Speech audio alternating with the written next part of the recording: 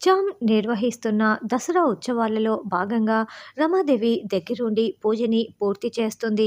జాహ్నవి అనే ఆవిడ్ని చామంతి కాలేజీకి రప్పించి రమాదేవి 15,00,000కి అమ్మవారి పూజని వేలంపాట పాడేలా చేసి ఉంటుంది.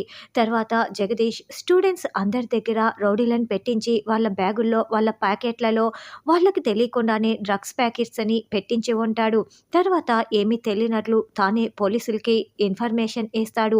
దాంతో నార్కోటిక్స్ డిపార్ట్మెంట్ నుంచి పోలీసులందరూ అక్కడికి వస్తారు. మేము నార్కోటిక్ డిపార్ట్మెంట్ నుండి వచ్చాము. మీ కాలేజీలో డ్రగ్స్ సరఫరా అవుతున్నాయని మాకు ఇన్ఫర్మేషన్ వచ్చింది. మొత్తం చెక్ చేయాలి అని. ఇక్కడ ఫెస్టివల్ చేస్తున్నది ఎవరు అని ఆఫీసర్ నిలదీస్తూ ఉంటాడు. సార్, ఈ ఫెస్ట్‌ని నేనే దగ్గరుండి జరిపిస్తున్నాను. కానీ మా కాలేజీలో అలాంటివి జరగటానికి అవకాశమే లేదు సార్ అని చామంతి చెప్తుంది.